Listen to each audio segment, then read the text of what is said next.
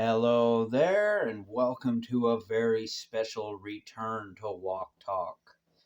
Our fact about the walk for lost loved ones, is that for now it is completed. I have carried the pallet the 50 miles, went from Grand Prairie to Beaver Lodge and back. Did it in 20 kilometers, 20 kilometers, 30 kilometers, and 10 kilometers, adding up to 80 kilometers altogether. We had to take some breaks for the wind, but let's just do these squats, not as preparation, but just for the heck of it, and then I will continue to tell you what happened. 1, 2, 3, 4, 5.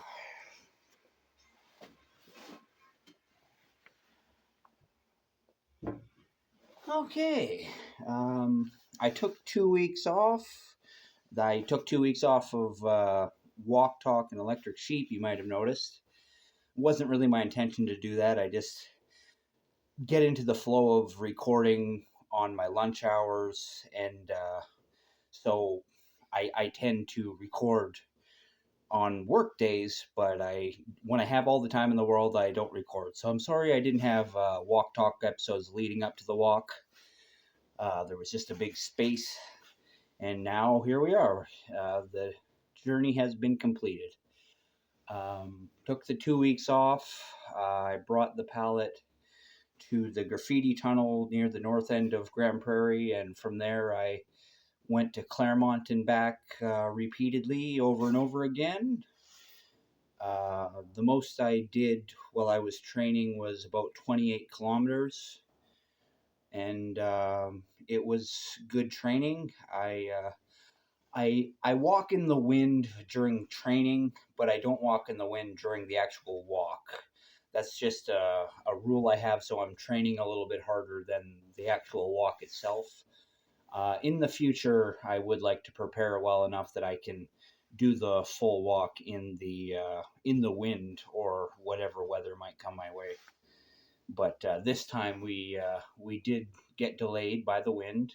I was supposed to be leaving on May 11th, but the wind said no to that. It was 24-kilometer wind on May 11th, and so I did carry it through town on that day, but I only got it to the edge of town, basically where the journey would be starting, and that took quite a lot out of me, just the short 10, 15 kilometers through town. There's a whole lot of footage. If you want to see the walk itself, look on my shorts.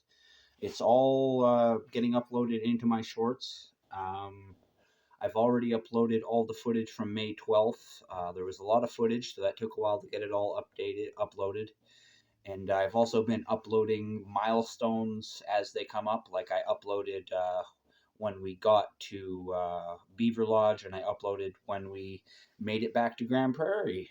So you can see the finale closer to when it happened, rather than having to wait for me to upload it God knows how long from now, when I finish uploading all of the other footage that my lovely camera lady helped record.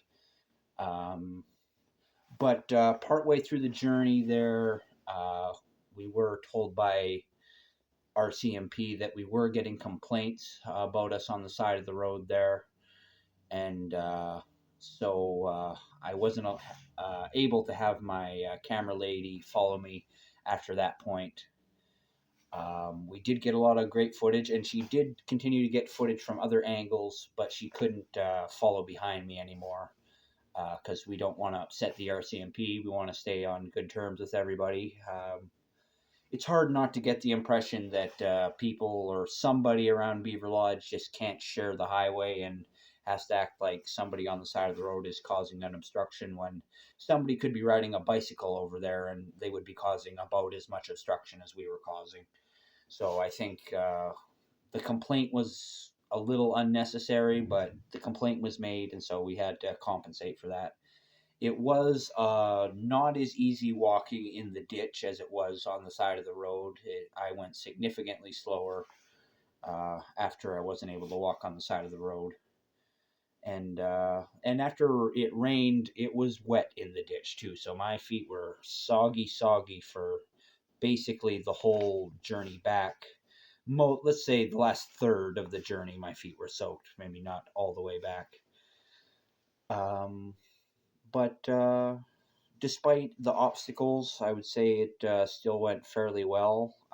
Didn't really have a lot of people pull over and see what we were doing, but I think partially that's because I advertised it well enough that people did know what we were doing and didn't feel the need to see if I needed a ride or something like that, which often happens when I'm by myself. But this time I wasn't by myself, and so it was a lot less stressful. Um, Not having to carry supplies and having a place to like sit down out of the it was nice weather, but it's still nice to get out of the open air every once in a while. And after it started cooling off, the rest in the vehicle are all the more appreciated.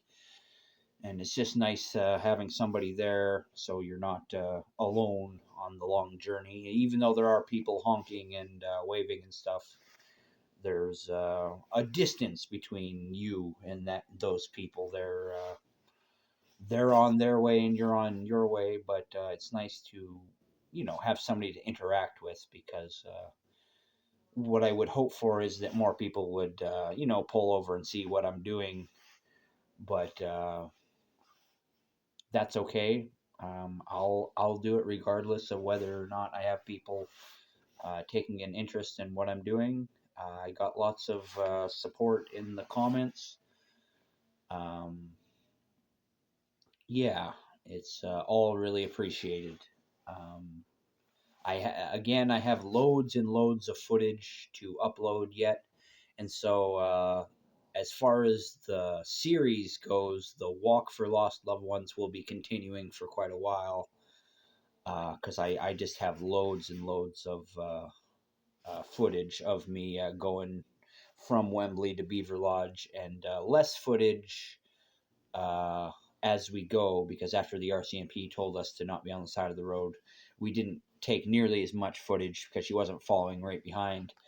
But we still got a lot of really good shots there, and there's still a lot of great stuff to upload. So look forward to seeing the journey on camera, and a lot of it is already uploaded. So feel free to check out my playlist, "Walk for Lost Loved Ones."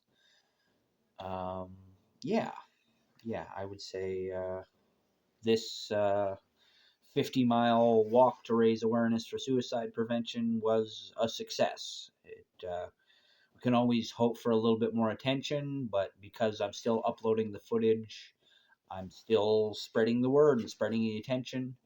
And my plan is to continue doing the walks to Claremont, or at least one walk a week to Claremont, both for my exercise and to continue raising awareness for suicide prevention.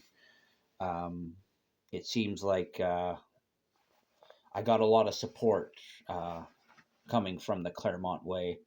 Uh, in a way, all my support came from the Claremont way.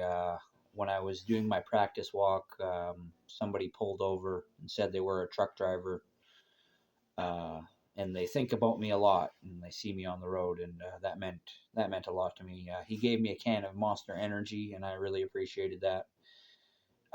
But the when I was on the walk to Beaver Lodge, a truck pulled over, and it was actually one of the ladies who had given me the reflective material that I put on my pallet, and she gave me a bottle of water, and I told her she was the only one to pull over, and she said I thought so, and it's like I don't know, maybe that shouldn't have hurt my feelings a little bit, but it did, to think that.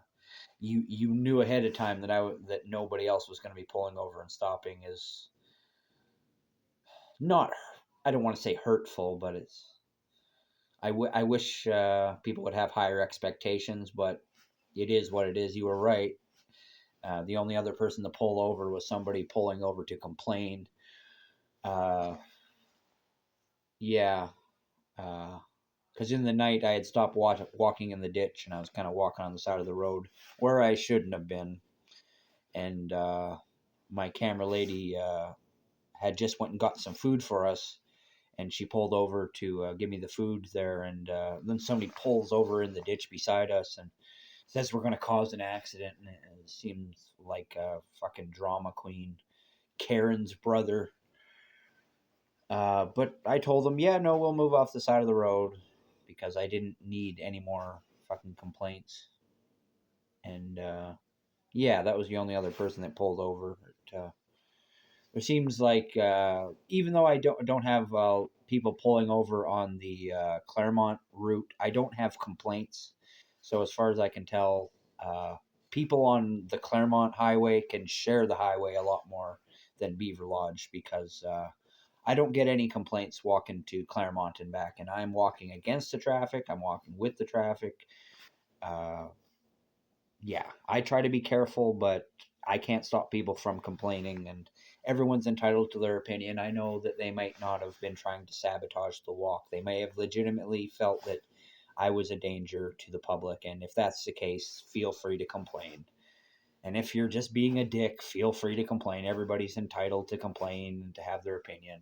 But I really appreciate all the people who honked and waved, all of your support. Really pushes me along a lot farther. And in case anybody's wondering, I feel perfectly fine after doing the journey. I had a little twinge in my neck on the last day of the walk there, but it carrying the pallet for 10 more kilometers didn't make it any worse. If anything, it helped stretch out the stiffness. And now the the first day back at work, I feel totally fine. I'm not going to say I don't have some. All that I feel is a little bit of stiffness in my neck, and other than that, I'm 100% good. I prepared for a long time and trained. You could argue I overtrained. Well, it wasn't overtraining because I didn't drain myself before the journey, so I would say I trained the right amount. Where my training was more brutal than the actual walk itself, but then there were unexpected circumstances that made the walk a little more brutal than what I had trained for, because I was mostly walking on flat ground during my training on the shoulder of the roads, where uh, walking in the ditches on the actual walk took a little bit more out of me than I would have liked. But I didn't wear my feet out or anything. It still wasn't that bad. It was just annoying, I think, is the easiest way to put it, because you have to walk around culverts and you're going up and down and around, where otherwise you just be walking in a straight line. So I don't know how many kilometers I may have added to my journey by walking in the ditch. It's hard to measure unless you have one of those little wheel measuring things that you roll across the ground and it tells you how far you've gone. That would be a fun journey, is trying to measure precisely scientifically how far I've walked, because I'm just kind of using street signs and Google Maps and stuff like that to estimate. For the most part, I think it's a fairly accurate measurement. And to be sure that I've walked the 50 miles, the 80 kilometers, I have walked a lot on top. You could consider my training extra miles that I have walked to ensure that I have definitely carried the pallet well over 80 kilometers. Uh, but I just do a little extra. Like at the beginning of the walk, we added 1 kilometer on before the journey, because I forgot the walk to Beaver Lodge is 19 kilometers, and the walk, or it's 39 kilometers, and the walk back is 41 kilometers. So we didn't actually need to add that 1 kilometer. That 1 kilometer is added on the way back, but we did anyway. So we got extra all over the place. We definitely hit our mark for sure. I am in the future going to try to split it up less, because years ago when I did the walk, I basically did it in two chunks. 40 kilometers, rested for 5 hours or so, and then did the other 40 kilometers, and I was destroyed. I was, everything hurt. I could barely function. I was malnourished. And this time I did the opposite. I split it up into 20 kilometers, 20 kilometers, 30 kilometers and 10 kilometers with lots of big spaces, days of spaces in between, because some days were just too windy for us to continue. I hope that doesn't let anybody down, that we didn't do it in one continuous 80-kilometer shot. In the future, I would plan to do it more like that in one big shot with less spaces in between. But you got to realize how much extra stress the wind adds. And it makes it a lot less safe too, because, well, it's a lot of stress. And when I'm in the ditch, it's really not a problem. But if I wanted to be walking on the side of the road, like I had the first time I carried the pallet, I wasn't in the ditch. I had to be very careful to make sure the wind did not blow the pallet into traffic. And I did cancel a walk. The first time I had the pallet, I canceled it because of the wind and then restarted. Where on this walk, I didn't cancel the trip. I did 20 kilometers, and then we took 2 days off because the wind was so bad. And then we went back and did 30 kilometers, took a day off, and then did 10 kilometers. I really could have did that 10 kilometers immediately after. There was no reason why we had to wait a day. And we waited on the good day, and so I actually had to carry in the wind on those last 10 kilometers. So if you're worried that I made it a little too easy with that last 10 kilometers, it was in the ditch. It was in the wind. It was a nice exercise, and it was hot out too. It was like 19 degrees, and that was warm. Um, yeah, no, don't worry. I felt the burn on the last little stretch of the journey there. Um, yeah, but I will continue the series Walk Talk, because I have a lot of real life superhero stuff I still want to talk about, and I do want to continue updating you on our walks to raise awareness for suicide prevention. But yeah, I think that kind of sums things up, at least a little bit. If you have any questions, please leave them in the comments.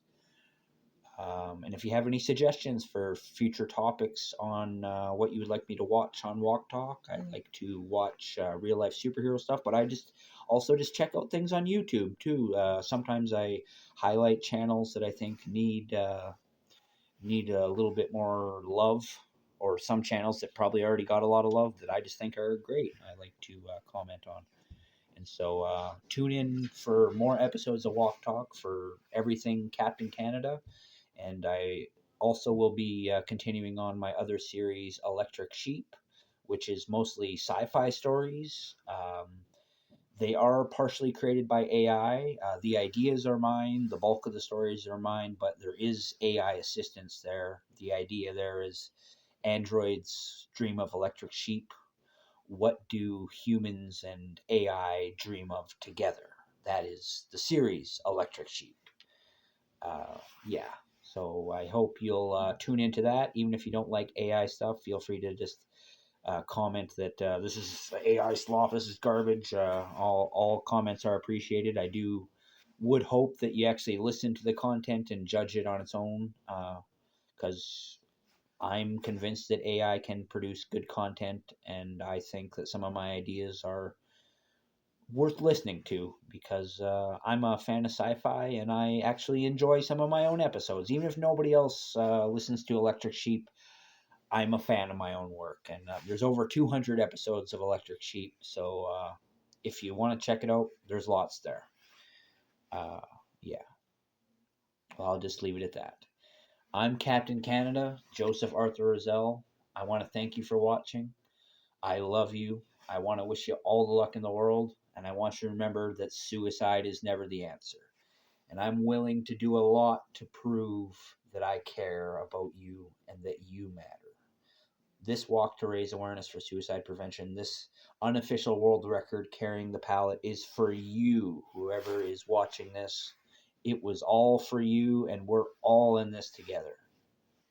All right. Peace out for now.